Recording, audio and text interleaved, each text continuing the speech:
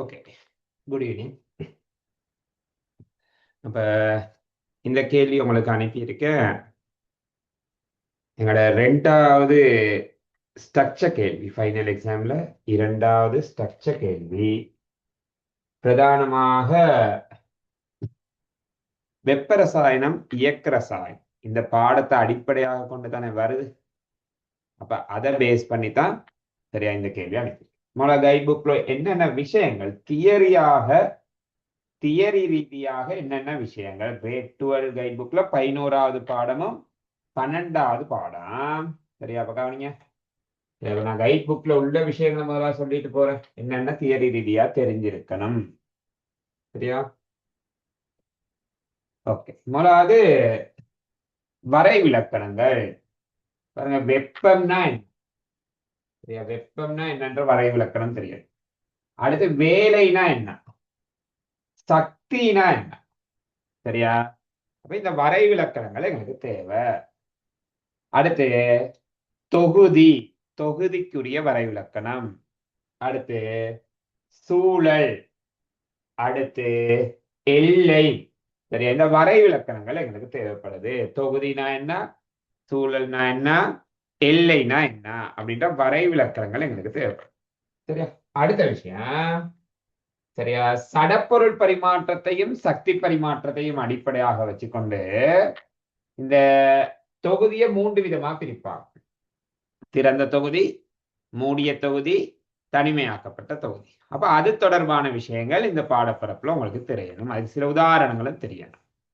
சரியா? திறந்த தொகுதினா என்ன, மூடிய தொகுதினா என்ன, தனிமையாக்கப்பட்ட தொகுதினா என்ன, அதுக்கு சில உதாரணம். அடுத்து இதுல தெரிய வேண்டியது நிலை மாற்றங்கள். 6 விதமான நிலை மாற்றங்களுக்கு தானே. திண்மம் திரவமா மாறுறது, அதாவது உருகல். திரவம் வாயுவா மாறுறது, ஆவியாதல். சரியா? உறைதல், பதங்கமாதல், மீள்பதங்கமாதல். சரியா? இந்த மாதிரி நிலை மாற்றங்கள் தொடர்பாக தெரியணும். ஓகே, சரி. அப்ப அடுத்து இதுலயே தெரிஞ்சு வச்சிருக்க வேண்டிய விஷயம் மூலக்கூற்று மட்ட வித்தியாசம். திண்மம், திரவம், வாயு இதுகளுக்கு இடையில உள்ள மூலக்கூற்று மட்ட வித்தியாசம் தெரியணும். இதெல்லாம் எக்ஸாம்ல கேட்கறது, அடிக்கடி கேட்கிற விஷயங்களை தான் நான் முக்கியமா சொல்லிட்டு போறேன் இப்ப மேலோட்டம். அப்ப இந்த விஷயங்கள் தெரியணும். சரி, கைட் புக்கை பார்த்தா இந்த விஷயங்கள்லாம் இருக்கு உங்களுக்கு. சரியா? கைட் புக்கே உங்களுக்கு போதும் பெருமளவான விஷயங்களை தெரிஞ்சு கொள்ள. சரியா? பட் 100 வீதம் ஆன்சர் பண்ண இயலாது. கைட் புக்கை மட்டும் படிச்சு 100 வீதம் ஆன்சர் பண்ண இயலாது. அதுக்கு எக்ஸ்ட்ராவாகவும் சில விஷயங்கள் நாங்க தேடி படிக்க வேண்டி இருக்கு. சரி, இப்ப கவனிங்க. அடுத்து 11.2ல அமிலக்கார தாக்கம், அதாவது தாக்க வெப்பம் தொடர்பா பரிசோதனை ஒண்ணு இருக்கு. அந்த பரிசோதனை கேள்வி தான் நாங்க இன்னைக்கு செய்ய போறோம். அந்த பரிசோதனை சார்ந்த கேள்வி ஒன்று தான் செய்ய போறோம். பாருங்க, கைட் புக்ல சோடியம் ஹைட்ராக்சைடு என்ற காரத்துக்கும் HCl அமிலத்துக்கும் இடையில தாக்கம் நிகழலாம். அல்லது செப்பு சல்பேட்டுக்கும் நாகம், அல்லது அமோனியா குளோரைட்டுக்கும், சரியா, யூரியா, குளுக்கோஸ் இதுகளுக்கு இடையில உள்ள தாக்கங்கள். சரியா? ஓகே, அப்ப இந்த அமிலக்கார பரிசோதனையில தாக்க வெப்பம் துணிகிறது. தாக்க வெப்பம் அல்லது தகன வெப்பம்னு சொல்லுவாங்க. தகன வெப்பத்துக்குரிய அர்த்தம் ஒரு மூல் தாக்கமடையக்குள்ள வெளிவிடப்பட்ட வெப்பம். இதுதான் தகன வெப்பம் அப்படின்னு கலப்பான். சரியா? கேள்வி செய்யக்குள்ள டீட்டெயில்ஸா பார்ப்பான். சரி, அப்ப அது தெரியலாம். அடுத்து இந்த பாடத்துல அகவெப்ப புறவெப்ப இந்த பரிசோதனை எப்படி செய்யறது அப்படின்றது டீட்டெயிலா கைட் புக்ல கொடுக்கப்பட்டிருக்கு. கைட் புக் ஒருக்கா எடுத்து பாருங்க. சரியா? ஓகே, அடுத்து அகவெப்ப புறவெப்ப தாக்கங்கள் தொடர்பா தெரியணும். அதுல இந்த வரிப்படம் இதை சொல்றது சக்தி வரிப்படம். இது புற வெப்ப தாக்கத்துக்கு, இது அக வெப்ப தாக்கத்துக்கு. இதே மாதிரி இன்னொரு வரிப்படம் இருக்கே, அது கைட் புக்ல கொடுத்தில்ல. வெப்ப உள்ளுறை வரிப்படம், அந்த வரிப்படமும் தெரியணும். அக வெப்ப புற வெப்ப தாக்கங்கள். சரியா? ஓகே, அடுத்து சில உதாரணங்கள். அக வெப்ப புற வெப்ப தாக்கங்களுக்கான சில உதாரணங்களும் நீங்க தெரிஞ்சு வச்சுக்கணும். உதாரணத்துக்கு குளுக்கோஸை தண்ணியில கரைக்கிறது, அது ஒரு அக வெப்ப தாக்கம். அமிலக்கார தாக்கம் புற வெப்ப தாக்கம். சரியா? அப்ப அந்த மாதிரி சில உதாரணங்கள் எங்களுக்கு தெரிஞ்சு வச்சிருக்கிறது நல்லது. ஓகே, அப்ப இது வெப்ப ரசாயனம் பாடம். அடுத்து கவனிங்க, இயக்க ரசாயனம் பாடம். இதுல நீங்க பிரதானமா தெரிஞ்சு வச்சிருக்க வேண்டிய தாக்க வீதம் தொடர்பா. தாக்க வீதம். அப்ப தாக்க வீதத்துக்கு சமன்பாடு இருக்கு, மாற்றத்தின் கீழ் நேரம். சரியா? மாற்றத்தின் கீழ் நேரம், செறிவு மாற்றம், வெப்பநிலை மாற்றம், கனவளவு மாற்றம், இந்த மாதிரி ஏதோ ஒரு மாற்றமா இருக்கும். அதை நேரத்தால பிரிக்கதான் தாக்க வீதம். சரியா? அப்ப அது தாக்க விதம் கல்குலேஷன் செய்யறது வரும் நிறைய இடத்துல. அப்ப அது தொடர்பா தெரிஞ்சு வச்சிருக்கணும். சரியா? ஓகே. அடுத்தது இந்த மாதிரி ஒரு ரசாயன தாக்கம் கொடுத்தா, சரியா, ஒன்னிட தாக்க விதத்தை வச்சுக்கொண்டு மத்த இட தாக்க விதம் துணியிறது. ஏபி ரெண்டு ஏதாவது ஒன்னிட தாக்க விதம் தெரிஞ்சு அதை வச்சுட்டு மத்த இட தாக்க விதம் துணியறதுக்கு ஒரு தொடர்பு இருக்கு. அந்த தொடர்பு தெரிஞ்சிருக்கணும். சரியா? அடுத்து தியரி பாற்றையில இருக்கு. தாக்க வீதத்துல செல்வாக்கு செலுத்துற காரணிகள் தொடர்பாக தெரிஞ்சு வச்சிருக்கணும். சரியா? ஓகே. அடுத்து அதுகளுக்கான பரிசோதனை, வெப்பநிலை எப்படி தாக்க வீதத்தை அதிகரிக்குது அப்படின்ற ஆய்வு இடத்துல செய்யக்கூடிய எளிமையான பரிசோதனைகள். செறிவு எப்படி தாக்க வீதத்தை அதிகரிக்குது, அதுக்குரிய பரிசோதனை தெரிஞ்சு வச்சிருக்கணும். ஓகே. அடுத்து இந்த பாடத்துல தியரி வைஸ் நீங்க தெரிஞ்சு வச்சிருக்க வேண்டியது ஊக்கி தொடர்பாக. ஊக்கி தாக்க வீதத்தை அதிகரிக்குமே, ஏவட் சக்தியை குறைப்பதன் மூலம் ஊக்கி தாக்க வீதத்தை அதிகரிக்கும். அப்ப ஊக்கியில ரெண்டு விதமான ஊக்கி இருக்கு, ஏகவின ஊக்கி, பல்லின ஊக்கி. சரியா? அப்ப சில உதாரணங்கள் எல்லாம் கொடுத்திருக்காங்க, கைட் புக்ல இருக்கனால இந்த உதாரணங்கள் நீங்க பாடமாக்கி வச்சிருக்கே தான் நல்ல. சரியா? ஏன்னா கைட் புக்ல நேரடியா இருக்கு, இப்ப எக்ஸாம்ல இந்த உதாரணங்கள் நேரடியா போடலாம். சரியா? அடுத்து கவனிங்க. சரியா? ஒரு தாக்கம் பூர்த்தி செய்வதற்கு, சரியா, ஒரு தாக்கம் நிகழ்வதற்கு பூர்த்தி செய்யப்பட வேண்டிய தேவைகள் 3 தேவை இருக்கு. தாக்கி மூலக்கூறுகள் மோதனம், சார்நிலையில மோதனம், ஏவட் சக்தியை விஞ்சிய சக்தியுடைய மோதுகையாக இருக்கு. அப்ப இந்த விஷயங்கள் தான் இந்த பாடத்துல பிரதான கான்செப்ட். சரியா? அப்ப இதுக்கெல்லாம் நாங்க தியரி வைஸ் படிச்சு கொள்ளணும். அதே இடத்துல கல்குலேஷன்ஸ் இருக்கு. சரியா? அப்ப நாங்க போவோம். இப்ப நான் அனுப்பின அந்த அமிலக்கார தாக்க பரிசோதனை கேள்விக்குள்ள போவோம். சரியா? ஓகே.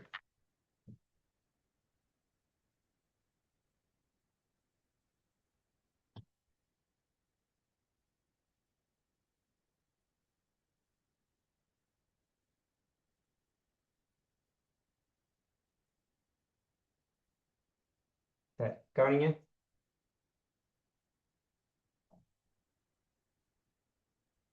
ஓகே.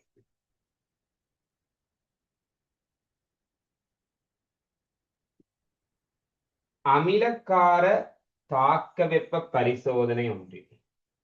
4 கிராம் NaOH திண்மம், அதன் மொத்த கனவளவு 100 சென்டிமீட்டர் ஆகும் வரை நீரில் கரைக்கப்பட்டு வெப்பநிலையை அளந்த போது வெப்பநிலையிட பெருமானம் 28. பாருங்க, 4 gram sodium hydroxide, 4 gram sodium hydroxide இதை எடுத்து நீர்ல கரைக்கிறாங்க. எவ்வளவு நீர்ல? 100 சென்டிமீட்டர் கணம் நீர்ல. ஓகே. இப்படி கரைச்சிட்டு இந்த வெப்பநிலையை அளந்து பாக்குறாங்க. அது 28 பாகை செல்சியஸ்ல இருக்கு. அதே மாதிரி இன்னொரு தரவு சொல்றாங்க. இன்னொரு தரவு, இன்னொரு முகவையில 1 மோல் டெசிமீட்டர் -3 செறிவுடைய HCl. பாருங்க, இதுல செறிவு கொடுக்குறாங்க. 1 மோல் டெசிமீட்டர் மைனஸ் செறிவுடைய HCl கரைசல்.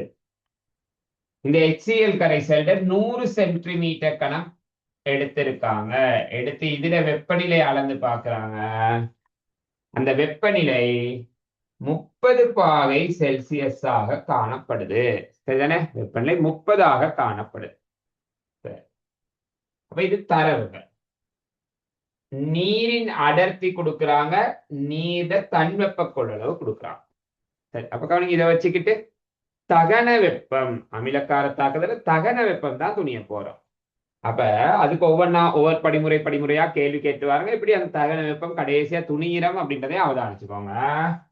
சரி, அப்ப இந்த தரவுகளை வச்சுக்கொண்டு நான் கேள்வி செய்ய போறேன்.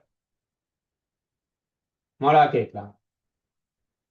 திண்ம NaOH-க்கும் திரவ NaOH-க்கும் இடையிலான மூலக்கூற்று மட்ட வேறுபாட்டை தருக. வேறுபாடுகள் 3 கேட்கிறாங்கன்னா 3.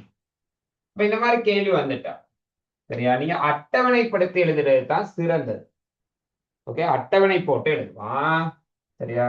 அப்ப கவனிங்க, திண்மம், ஓகே, மற்றைய பக்கம் திரவம். இதுகளுக்கு இடையிலோட மூலக்கூற்று மட்ட வித்தியாசம். மூலக்கூற்று மட்ட வித்தியாசம். ஓகே, நான் இந்த படம் ஒண்ணு வரைஞ்சிட்டு அதை உங்களுக்கு சொல்றேன். படம் ஒண்ணு வரைஞ்சிட்டு சொல்றேன் பாருங்க. ஓகே, அப்ப இதுதான் திண்ம மூலக்கூறு. திண்ம மூலக்கூறுகள் இப்படித்தான் இருக்கும் ஏன்னா, சரியா? திண்ம மூலக்கூறுகள் இந்த மாதிரி இருக்க போகுது. அதே மாதிரி நான் திரவ மூலக்கூறு எடுத்தா அது இந்த மாதிரி தான் இருக்கும். சரியா? நீங்க வாயுவையும் இதோட வேணுமா தான் ஒப்பிட்டு பார்க்கலாம். நான் திண்மம் திரவம் இது ரெண்டுக்கு மட்டும் சொல்றேன். இதெல்லாம் சின்ன கிளாஸ்ல இருந்து வார கேள்விகள், ஓலவெல்ல இருந்தே வார கேள்விகள்.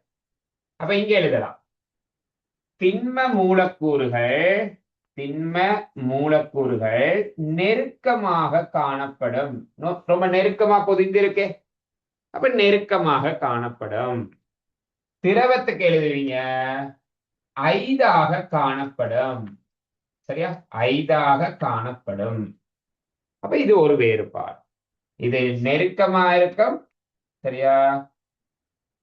நெருக்கமா இருக்கும், அது ஐதாக இருக்கும். பாருங்க, இடைவெளி கூட தானே, அப்ப 5. அடுத்த வேறுபாடு, சரியா?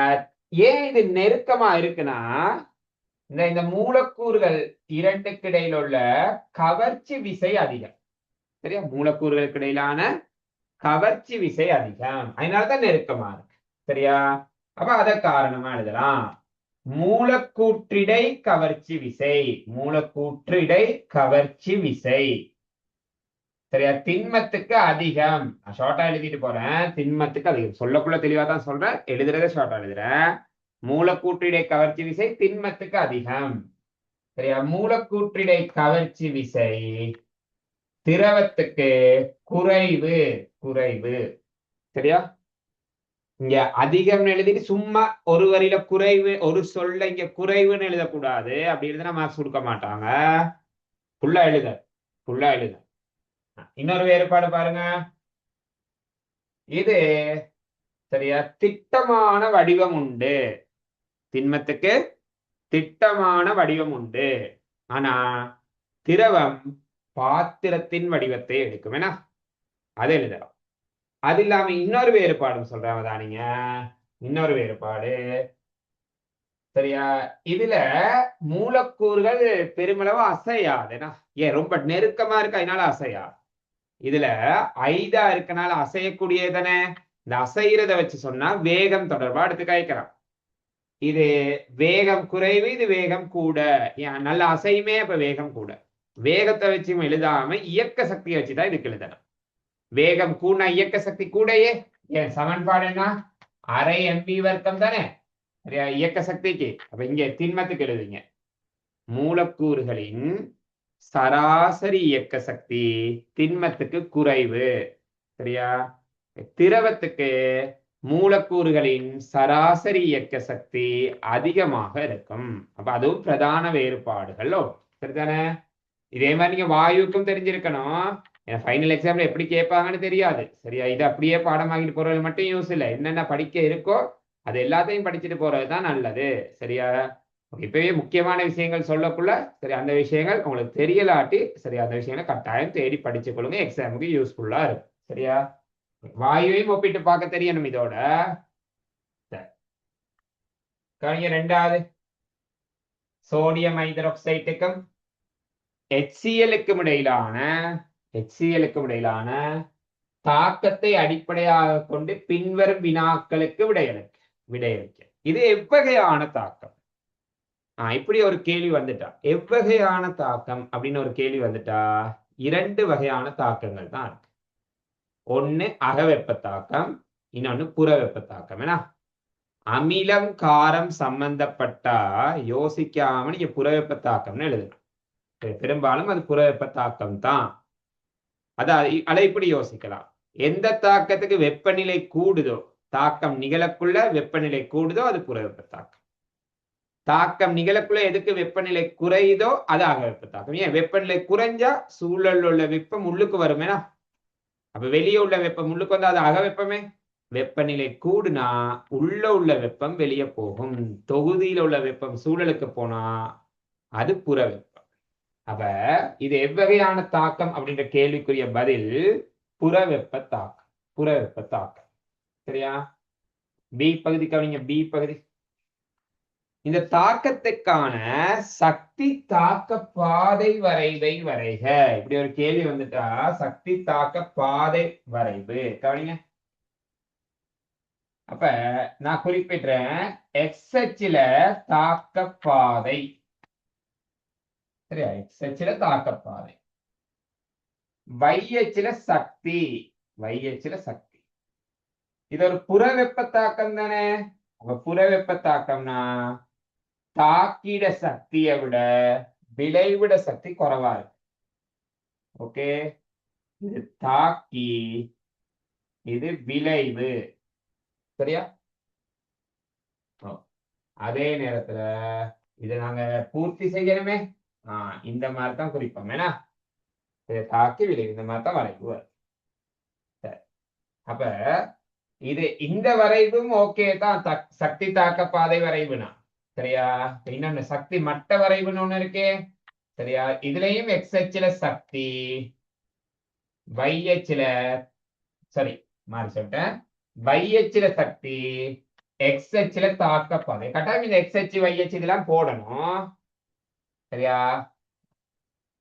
மேல தாக்கி கீழே விளைவு, இந்த மாதிரி ஒரு அம்புக்குறியும் போட்டு காட்டிடுறோம், சரியா? ஓகே, இதை சொல்றது வெப்ப உள்ளுறை வரைபடம், இது சக்தி மட்ட வரைவு. இப்ப சக்தி தாக்க பாதை வரைபடம், அதுல ஒரு கன்ஃபியூசன். இதுவும் சக்தி தாக்க பாதை தான், இதுவும் சக்தி தாக்க பாதை தான். இந்த கன்ஃபியூசன் இருந்தா இந்த ரெண்டு வரைவையுமே நீங்க வரைகிறது நல்லா, சரியா? ரெண்டையுமே வரைஞ்சு வைக்கிறது நான். வெப்ப உள்ளுறைன்னு கேட்டா இது மட்டும்தான், சக்தி மட்டம்னு கேட்டா இது மட்டும்தான். சக்தி தாக்க பாதைன்னு கேட்டா, சரியா, ரெண்டையுமே வரைங்க, சரியா? இதுதான் நல்லா. ஓகே, புற வெப்ப தாக்கத்துக்கானதா இருக்கணும். புற வெப்ப தாக்கம்னா தாக்கிய விட விளைவிட சக்தி குறைவேனா.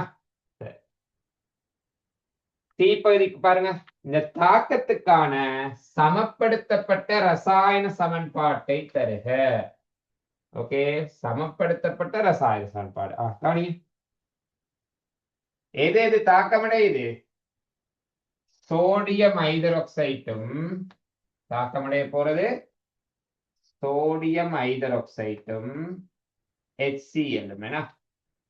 பாருங்க, இதுக்கு விளைவு எப்படி எழுதுறேன்னு சொல்லி, சோடியத்தில் அயன் நிலை சோடியம் பிளஸ், இதுல அயன் நிலை OH மைனஸ்.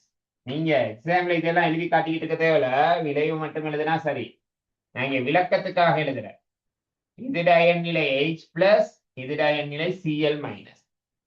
இந்த பிளஸும் மைனஸும் சேரும், இந்த பிளஸும் மைனஸும் சேரும். அப்ப NaCl, இந்த பிளஸும் மைனஸும் சேர்ந்தா NaCl தானே, அது உப்புன்னு சொல்லுவான். அடுத்து இந்த மைனஸும் இந்த பிளஸும் சேரும், OH மைனஸும் H பிளஸும் சேர்ந்தா H2O, H2O, சரியா?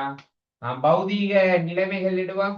சோடியம் ஹைட்ராக்சைடு கரைசல், சரியா? HCl கரைசல், aqua, AQன்னு போடுறது. சோடியம் குளோரைடு கரைசல், H2O திரவம். அப்ப சமப்படுத்தப்பட்ட ரசாயன சமன்பாட்டுக்கு முழுமையா மார்க்ஸ் எடுத்துக்கொள்ளணுமா இருந்தா, முழுமையா மார்க்ஸ் எடுத்துக்கொள்ளணுமாக இருந்தா,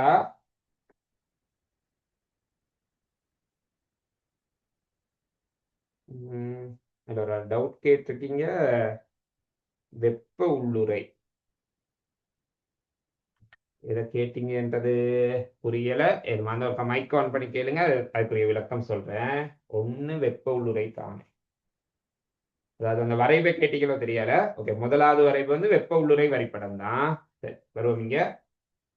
அப்ப கவனிங்க, அப்ப பௌதீக நிலைமைகள் இடணும், பௌதீக நிலைமைகள் இடணும். சரி, அது என்ன அணுக்கள் பாருங்க, சோடியம் 1, இங்கேயும் சோடியம் 1, அதை செக் பண்ணிடுவோம். ஆக்சிஜன் 1, இங்கேயும் ஆக்சிஜன் 1, ஐதரசன் 1 1, தாக்கில 2 ஐதரசன், விளைவிலையும் 2, குளோரின் 1, இங்கேயும் குளோரின். அப்ப அணுக்கள் சமனாதான் இருக்கு. அப்ப சமப்படுத்தப்பட்ட ரசாயன சமன்பாடுல விளைவு சரியா எழுதணும். அணுக்கள எண்ணிக்கை தாக்கிலையும் விளைவுகளையும் ஈக்குவலா இருக்கணும். அடுத்து பௌதீக நிலைமைகள் இடணும். இதெல்லாம் இருந்தா தான் ஃபுல் மார்க்ஸ் கிடைக்கும். சம்டைம் இல்லாட்டி 0 மார்க்ஸ் கூட கொடுத்துருவாங்க. இந்த பௌதீக நிலைமைகள் எல்லாம் போலாட்டி 0 மார்க்ஸ் கொடுக்குற சந்தர்ப்பங்களும் உண்டு. அதனால அதுல கவனமா இருக்கும். அடுத்து பாருங்க, டி பகுதி, டி பகுதி. 4 கிராம் NaOH மூல் எண்ணிக்கை யார்? சரியா, 4 கிராம் NaOH மூல் எண்ணிக்கை. இந்த வெப்பரசாயன பாடத்தில் உள்ள 2 சமன்பாடுகள் சொல்றேனே. ஒன்னு N சமன் W/M. என்ன மூல், என்ன மூல். Wனா திணிவு, இந்த கேபிட்டல் Mனா மூலர் திணிவு. இது சில இடங்கள்ல சிம்பிள் M/கேபிட்டல் Mனு போடுவாங்க. அது பிரச்சனை இல்லை, விளக்கம் இதுதான். மேல உள்ளது திணிவு, கீழே உள்ளது மூலர் திணிவு. அடுத்து செறிவுக்கு சமன்பாடு C சமன் N/V. சீனா செறிவு, என்னா மூல், வீணா கனவளவு. அப்ப 4 கிராம் NaOH மூல் எண்ணிக்கை. அப்ப நான் இங்க தெரிவு செய்யறேன் இந்த சமன்பாடு. மூல் சமன் திணிவின் கீழ் மூலர் திணிவு, திணிவின் கீழ் மூலர் திணிவு. கவனிங்க, 4 கிராம் திணிவு, 4 கிராம் கிராம் போட்டு NaOH மூலர் திணிவு பாருங்க. சோடியம் ஹைட்ராக்சைடுக்கு மூலர் திணிவு, சோடியத்துக்கு 23, ஆக்சிஜனுக்கு 16, ஐதரசனுக்கு 1. இது எக்ஸாம்ல கொடுப்பாங்க, பாடம் வாங்கிட்டு போக தேவை. எக்ஸாம்ல கொடுப்பாங்க இந்த பெருமா. சரியா, அப்ப இது அவ்வளத்தையும் கூட்டி பாருங்க. 40 40 அலகு கிராம் மூல் -1. மூலர் திணிவுட அலகு கிராம் மூல் -1. அப்ப பாருங்க, இந்த கிராம் கிராம் வெட்டுப்பட 4 40ஆல பிரிச்சா 0.1 மூல், 0.1 மூல். எது? NaOH மூல் எண்ணிக்கை, NaOH மூல் எண்ணிக்கை. கட்டாயம் இந்த திணிவு, மேல திணிவு போடக்குள்ள கிராம்ல தான் போடணும். கீழே கிராம், அப்பதானே வெட்டுப்படும். சம்டைம் இது மேல உள்ளது கிலோகிராம்ல கொடுத்தாலும் அது கிராமுக்கு மாத்தி தான் போடணும். சரியா, அடுத்து கவனிங்க. NaOH கரைசல்ல செறிவு என்ன? செறிவு என்ன? அப்ப செறிவு உள்ள ஒரே சமன்பாடு இதுதானே. அப்ப அந்த சமன்பாடை போடுவோம். C சமன் N/V. செறிவுன்றது மூலின் கீழ் கனவளவு. பாருங்க, NaOH மூல் எண்ணிக்கை 0.1, 0.1 மூல். அதோட கனவளவு மேல தரவுல கொடுத்திருக்காங்க, 100 சென்டிமீட்டர் கனம் கனவளவு. அப்ப அந்த 100 சென்டிமீட்டர் கணத்தை டெசிமீட்டர் கணத்துக்கு மாத்தித்தான் போடணும். அப்ப சென்டிமீட்டர் கணத்தை டெசிமீட்டர் கணத்துக்கு மாத்த 1000ஆல பிரிக்கணும். சரியா, சென்டிமீட்டர் கணத்தை டெசிமீட்டர் கணத்துக்கு மாத்த 1000ஆல பிரிக்கிறேன். 100 1000ஆல பிரிங்க, 0.1 டெசிமீட்டர் கணம். அப்ப கனவளவுக்கு வந்து பாருங்க 0.1, மேல 0.1 மூல். அதாவது இந்த ஆன்சரை போட்டேன். கீழே கனவளவு 0.1 டெசிமீட்டர் கணம். 0.1 0.1ஆல பிரிச்ச ஆன்சர் 1 மூல் டெசிமீட்டர் -3. NaOH சரி. ஓகே, அடுத்து கவனிங்க. HCl கரைசலின் மூல் எண்ணிக்கை யாது? ஹைட்ரோகுளோரிக் அமிலத்துல மூல் எண்ணிக்கை. அதுக்கும் நான் தெரிவு செய்யற சமன்பாடு C சமன் N/V. அவங்க தரவுல அப்படித்தான் கொடுத்திருந்தாங்க, அதை வச்சுதான் நான் இந்த சமன்பாடு தெரிவு செய்யறேன். அப்ப இதுல இருந்து சொல்லுவீங்க N சமன் C தர V. சீனா செறிவு, சீனா செறிவு. HCl செறிவு மேல கேள்வியில பாருங்க கொடுத்திருந்தாங்க. HCl செறிவு 1 மூல் டெசிமீட்டர் -3. HCl செறிவு 1 மூல் டெசிமீட்டர் -3. HCl கனவளவு கொடுக்கப்பட்டிருந்துச்சு 100 சென்டிமீட்டர் கணம். சென்டிமீட்டர் கணத்தை டெசிமீட்டர் கணத்துக்கு மாத்தணும். ஏன் மாத்தணும்னா, மாத்தினாதான் இந்த இதுவும் இதுவும் வெட்டுப்படும்.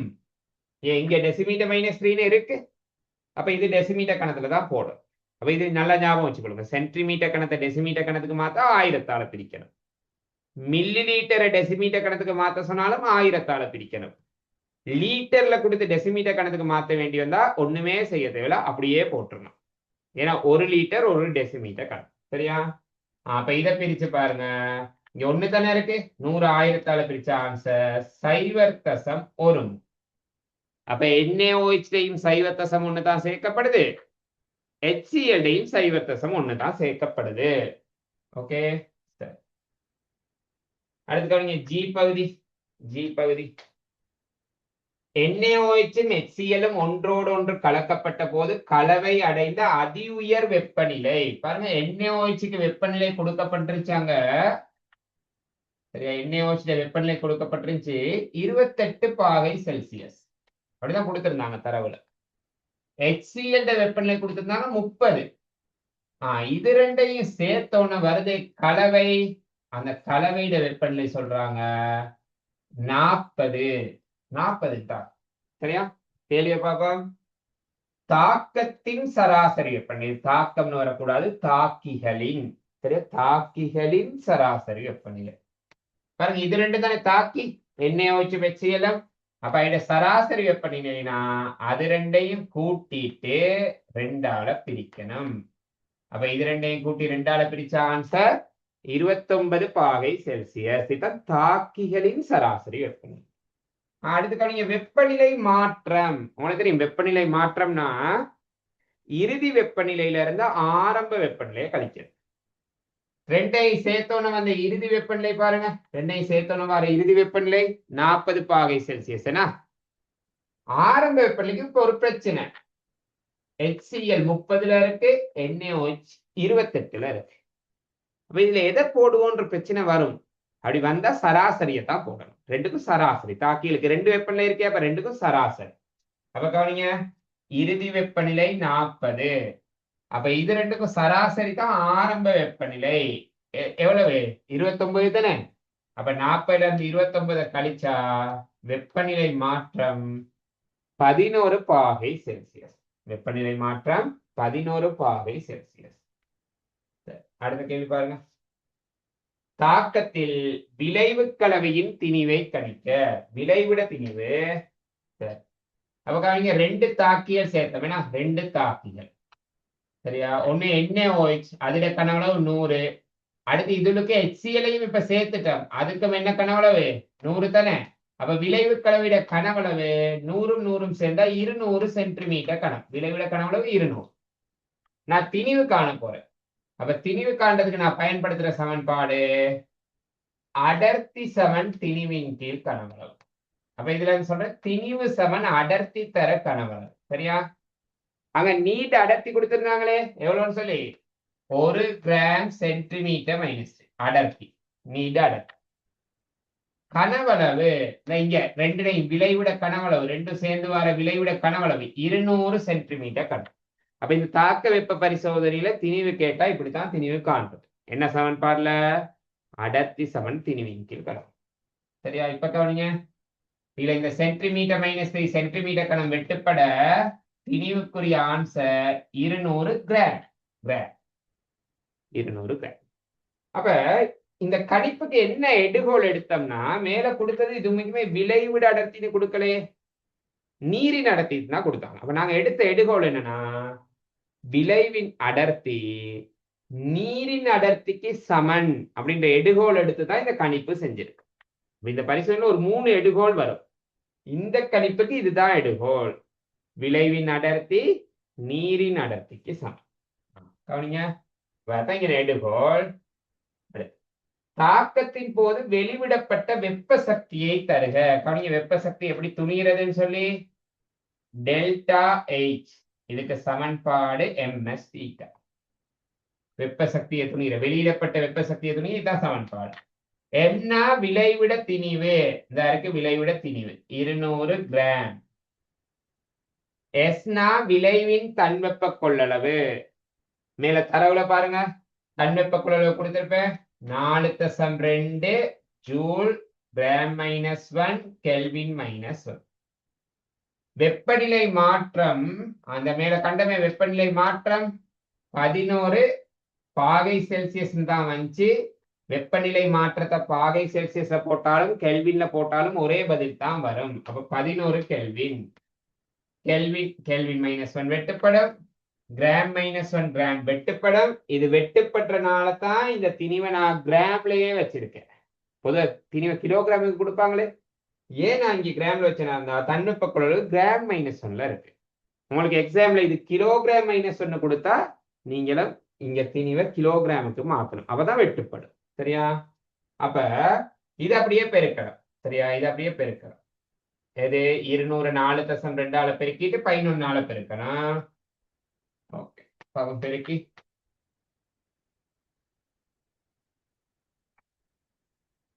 அப்ப ஆன்சர் வருது 9240 ஜூல். நீங்க பெருக்கி பாருங்க. பெரும்பாலும் சரியா இருக்கும். ஏதாவது பிழைகள் இருந்தா சொல்லுங்க. இல்ல பெருக்கல் எதுவும் பிழைகள் இருந்தா சொல்லுங்க. 9240 ஜூல். சரியா? ஓகே. இப்ப கவனிங்க, இந்த கணிப்புக்கு எடுத்த எடுகோள் என்ன? இந்த கணிப்புக்கு என்ன எடுகோள் எடுத்தோம்? இந்த தன்வெப்ப கொள்ளளவு, நீட தன்வெப்ப கொள்ளளவு தானே. அப்ப நான் எடுத்திருக்கேன் என்ன எடுகோள்? விளைவின் தன்வெப்ப கொள்ளளவு நீரின் தன்வெப்ப கொள்ளளவுக்கு சமம் அப்படின்ற எடுகோள் எடுத்து தான் இந்த கணிப்பை செஞ்சிருக்கேன். சரியா? இன்னொன்னு, சூழலுக்கு வெப்ப இழப்பு நிகழல அப்படின்னு இன்னொரு எடுகோளும் எடுத்திருக்கேன். ஏன்? இந்த இறுதி வெப்பநிலை 40 தான் சொன்னா, சூழலுக்கு வெப்ப இழப்பு நிகழ்ந்திருந்தா சம்டைம் இறுதி வெப்பநிலை சரி இன்னும் கொஞ்சம் குறைஞ்சிருக்கலாம். அப்ப சூழலுக்கு வெப்ப இழப்பு நிகழல அப்படின்றது இந்த கணிப்புக்கான ஒரு எடுகோள் தான். அப்ப உண்மைக்குமே சூழலுக்கு வெப்ப இழப்பு நிகழக்கூடாதுன்னா இந்த பிராக்டிக்கல் அதை மாதிரி செய்யணும். சூழலுக்கு வெப்ப இழப்பு நிகழாத மாதிரி செய்யணும். அப்ப சூழலுக்கு வெப்ப இழப்பு நிகழாத மாதிரி இந்த பிராக்டிக்கல் செய்யறதுக்கு ரெஜிஃபார்ம் கிண்ணத்தை நாங்க பயன்படுத்துவோம். ஏன்? ரெஜிஃபார்ம்ல இருந்து அவ்வளவா வெளியே வெப்பம் போகாது. அதனால இந்த பிராக்டிக்கல் செய்யறதுக்கு எதை பயன்படுத்துறோம்? ரெஜிஃபார்ம். அதுக்கு எனக்கு கேள்வியில கேட்டுல, பட் சொல்லிட்டு போறேன்னா, ரெஜிஃபார்ம் கிண்ணத்துல இந்த பிராக்டிக்கல் செஞ்சா சூழலுக்கு வெப்ப இழப்பு நிகழாது. இப்போ ஒரு பிரச்சனை வரும், ரெஜிஃபார்ம் கிண்ணத்துல செஞ்சா உருகாதா? உருகாது தான். ஏன்னா வெப்பநிலை ரொம்ப பெருசா வரல, 40 அப்படி தானே வருது. வெப்பநிலை கூடுது, ஆனா ரொம்ப அதிகமா கூடல. அதனால ரெஜிஃபார்ம் கிண்ணம் உருகாது. சரியா? ஓகே. சம்டைம் ரெஜிஃபார்ம் கிண்ணத்தை இப்படியும் சொல்லுவாங்க, தைரோஃபார்ம் கிண்ணம் அப்படின்னு சொல்லலாம். ஐப்பகுதி கேள்வி பாருங்க. தாக்க வெப்பத்தை துணிக. தாக்க வெப்பத்தை துணிக. அப்ப தாக்க வெப்பம்னா ஒரு மூல் தாக்கமடையக்குள்ள எவ்வளவு சக்தி வெளியேறுது, அதுதான் தாக்க வெப்பம். ஒரு மூலுக்கு எவ்வளவு? நாங்க மேல NaOH மூல் எண்ணிக்கை கண்டம் 0.1. NaOH மூல் எண்ணிக்கை என்னன்னு கண்டால் 0.1. அந்த 0.1 மூல் தாக்கம் அடையக்குள்ளதான் எங்களுக்கு வெளிவிடப்பட்ட வெப்பம் வந்துச்சு 9240. சரியா? அது எத்தனை மூல் தாக்கம் அடையக்குள்ள? 0.1 மூல் தாக்கம் அடையும். அப்ப 0.1 மூலுக்கு இவ்வளவா இருந்தா ஒரு மூலுக்கு எவ்வளவுன்னு கண்டுபிடிக்கிறது தான் தாக்க வெப்பம். இங்கிட்ட 1 வரணுமா? இதை 10 பெருக்கணுமே. இங்கிட்ட 10 பெருக்கணும், அங்கிட்டும் 10 பெருக்க. அப்ப ஆன்சர் 92,400 ஜூல் மூல் -1. இதான் தாக்க வெப்பம் அல்லது தகன வெப்பம் அப்படின்னு சொல்லுவாங்க. ஓகே, தகன வெப்பம்னு சொல்லலாம். இத அந்த மீனிங் விளங்கணும். தாக்க வெப்பம் அல்லது தகன வெப்பம்னா ஒரு மூல் தாக்கம் அடையக்குள்ள எவ்வளவு வெப்பம், அதுதான் தாக்க வெப்பம் அல்லது தகன வெப்பம். சரியா? நான் கேள்வி இங்க இருந்து செஞ்சுட்டு போறேன். எக்ஸாம்ல சம்டைம் ரிவர்ஸ்ல கூட கேட்கலாம். அப்ப அதுக்கெல்லாம் ஆயத்தமா இருக்கணும் நீங்க. சரியா? கவனிங்க, எம் பகுதி கேள்வி. சோடியம் ஹைட்ராக்சைடு மூலப்பொருளாகவும் ஊக்கியாகவும் பயன்படுத்தப்பட்ட கைத்தொழில் கேட்கலாம். இது ரசாயன கைத்தொழில் பாடத்துல இருக்கு. சோடியம் ஹைட்ராக்சைடு எங்க மூலப்பொருளா பயன்படுத்துவாங்களாக இருந்தா தவற்கார தயாரிப்புல. சரியா? ஓகே, MCQ செய்ய சொல்லி இருக்கீங்க. ஓகே, செய்வேன். MCQ செய்வேன். சரியா? ஓகே. அப்ப சோடியம் ஹைட்ராக்சைடு மூலப்பொருளா பயன்படுத்துறது சவர்க்கார தயாரிப்பு. சவர்க்கார தயாரிப்புல மூலப்பொருள் பாருங்க, தாவர எண்ணெயும் சோடியம் ஹைட்ராக்சைடு தானே. அப்ப மூலப்பொருளா தனித்தனியா ரெண்டு, ஒரே இதுல 2 கேள்வி இருக்கே. அப்ப மூலப்பொருள்னு எழுதி அங்க எழுதணும் சவர்க்காரம். அப்ப அதுல கவனமா இருங்க. சும்மா சவர்க்காரம் அப்படின்னு எழுதினா சம்டைம் மார்க்ஸ் கிடைக்காம போகும். மூலப்பொருளா பயன்படுத்துறது சவர்க்கார தயாரிப்பு. ஊக்கியா எங்க பயன்படுத்துறாங்களா இருந்தா பயோடீசல். சரியா? பயோடீசல் உயிர் டீசல் தயாரிக்கக்குள்ள சோடியம் ஹைட்ராக்சைடு ஒரு ஊக்கி தானே, ஏகவின ஊக்கியனா அங்க. சரியா? ஓகே. அப்ப ஊக்கியாக உயிர் டீசல் தயாரிப்புலையும் அடுத்து மூலப்பொருளாக சவர்க்கார தயாரிப்புலையும் இந்த சோடியம் ஹைட்ராக்சைடு பயன்படுத்தப்படும். அடுத்து கவனிங்க, ஊக்கி உள்ள போது ஊக்கி அற்ற போதுமான வெப்ப உள்ளுறை வேறுபாட்டினை ஒரு புறவெப்ப தாக்கத்துக்கு வரைக. அந்த வரைவு வரைய சொல்றாங்க. புறவெப்ப தாக்கத்துக்கு ஊக்கி இருக்கிறப்ப ஊக்கி இல்லாதப்ப வெப்ப உள்ளுறை வரைபடத்தை வரைய சொல்றாங்க. கவனிங்க வரைவோம். கவனமா பெயரிடணும். பெயரிடத்துக்கெல்லாம் மாஸ் இருக்கு. சக்தி YH, X அச்சு தாக்க பாதை. சரியா? ஓகே. புறவெப்ப தாக்கத்துக்கு என்ன புறவெப்ப தாக்கம். அப்ப உங்களுக்கு தெரியும் புறவெப்ப தாக்கம்னா தாக்கிட சக்தியை விட விளைவிட சக்தி குறைவா இருக்கும். அப்ப நான் இங்க போடுறேன் தாக்கி, இதுக்கு போடுறேன் விளைவு. சரியா? இதுதானே வெப்ப உள்ளுறை வரைபடம். சரியா? இப்ப இந்த வரைபடம் வரையக்குள்ள இதெல்லாம் கவனமா இருங்க. இந்த கோடு பிளட்டா இருக்கணும், இதுவும் கிடையா இருக்கணும். இந்த கோடு வந்து சரியா இந்த இடத்தை தொடரும். இந்த வரைவு வந்து இந்த தாக்கிய தொடரும். அதே மாதிரி இந்த வரைவு வந்து விளைவை தொடரும். சரியா? ஓகே. இப்ப இன்னொரு வரைவும் இது உள்ளுக்கே வரைங்க. சரியா? அப்ப இந்த கருப்பு கலர்ல நான் வரைஞ்சிருக்கிறது சரியா ஊக்கி அற்ற போது, ஊக்கி அற்ற போது இல்லாத. நீல கலர்ல வரைஞ்சிருக்கிறது ஊக்கி உள்ள போது, ஊக்கி உள்ள போது. அப்ப அதுலயும் எது தெளிவா எங்களை காட்டணும், எது ஊக்கி அற்ற போது எது ஊக்கி உள்ள போதுன்னு தெளிவா காட்டணும். அப்பதான் திருத்துறவங்களுக்கு அதுல விளக்கம் இருக்கு. சரியா? ஓகே. அப்ப ஊக்கி உள்ள போது. சிலருக்கு வரைவெல்லாம் வரைய தெரியும், ஆனா இப்படி குறிச்சு காட்ட மாட்டீங்க. சரியா? அப்படி இருந்தாலும் மார்க்ஸ் இல்லாம போக வாய்ப்பு இருக்கு. சரியா? ஏன் ஊக்கிய பயன்படுத்தினா ஏவட் சக்தி என்ன செஞ்சிடும், குறைஞ்சிருந்தானே. பாருங்க, இது ஏவட் சக்தி குறையுது. முதல்ல இதுதான் ஏவட் சக்தி.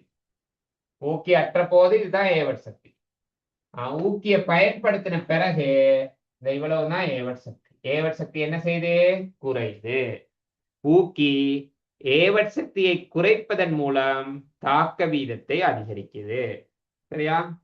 ஓகே. அப்ப நான் பரிசோதனை ரீதியா தான் இந்த கேள்வி செஞ்சிருக்கேன். இது இல்லாம தாக்க வீதம் இருக்கு, மூலக்கூற்று மட்ட வித்தியாசம் இருக்கு, தியரிகள் எல்லாம் இன்னும் நிறைய இருக்கு. சரியா?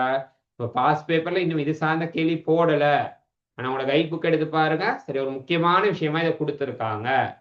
அதனாலதான் சரியா ஒரு யூகம் இந்த கேள்வி வரலாம் அப்படின்னு சொல்லி எல்லா விஷயமும் படிக்கணும்.